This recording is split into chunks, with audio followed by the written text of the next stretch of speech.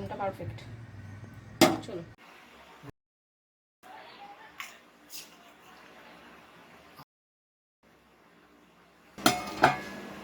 Mutton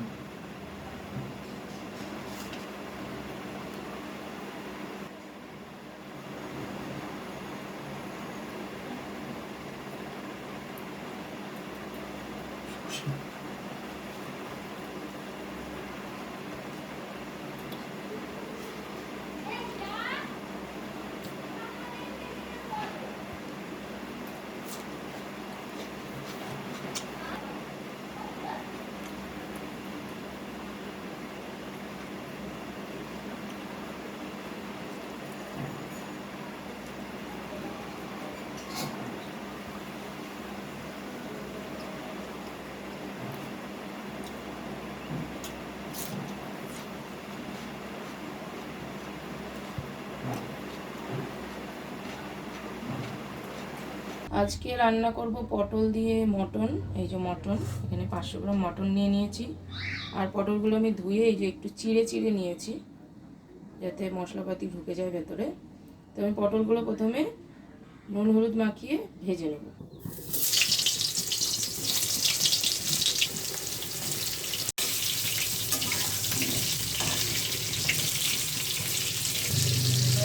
পটল ভাজা তেলেই দিয়ে দেবো হচ্ছে জিরে, শুকনো লঙ্কা ফোড়ন, দিয়ে দেবো পেঁয়াজ, দুটো তেজপাতা। এবার পেঁয়াজটাকে পুরো ব্রাউন করে ভেজে নেব।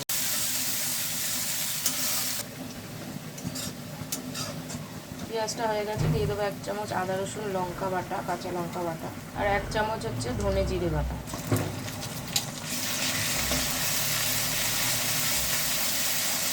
ভালো করে কষে নেবো যতক্ষণ কাঁচা ভাবটা চলে যাওয়া পর্যন্ত।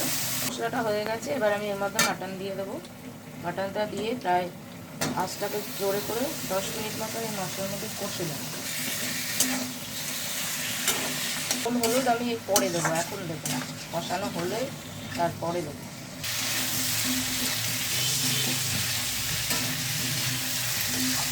দশ মিনিট কষে নিয়েছি, এবার মাংসটা এরকম ব্রাউন কালার হয়ে গেছে। এবার আমি এই পর্যায়ে নুন হলুদ দিয়ে দেবো। দিচ্ছি নুন পরিমাণ মতো, হলুদ, আর দেবো হচ্ছে 1 চামচ গরম মশলা পাউডার, দিয়ে আমি আরও 5-7 মিনিট কষে নেব।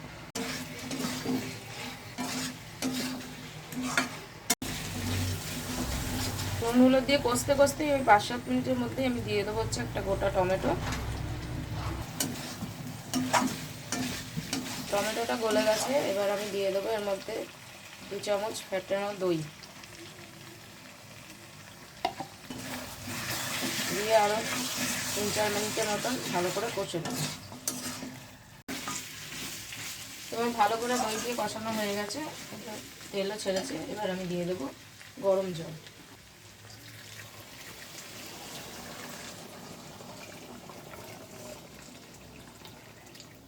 গরম জল দেওয়ার পরে আমি এটাকে 10 মিনিট মতো ঢাকনা লাগিয়ে রান্না করব।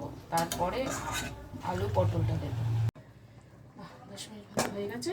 আচ্ছা, আমি 15 মিনিট পর্যন্তই ঢাকনা রেখেছিলাম। এরপরে আমি দিয়ে দেবো এবার হচ্ছে আলু আর পটল, ভেজে রাখা পটল। আমি আলুটাকে মাংসে ভেজে দিই না, আপনারা চাইলে এটাকে ভেজে দিতে পারেন। আমি আলুটা কাঁচাই দিচ্ছি। আর হচ্ছে পটল, এটা দিয়ে আমি আবার স্লো কুক করবো 10 মিনিট মতো, 10 থেকে 12 মিনিট, যতক্ষণ এই আলুটা সেদ্ধ হচ্ছে পটলটা। তো আলু পটলের সঙ্গে আমি একটু 4-5টা কাঁচা লঙ্কা চিড়েও দিচ্ছি।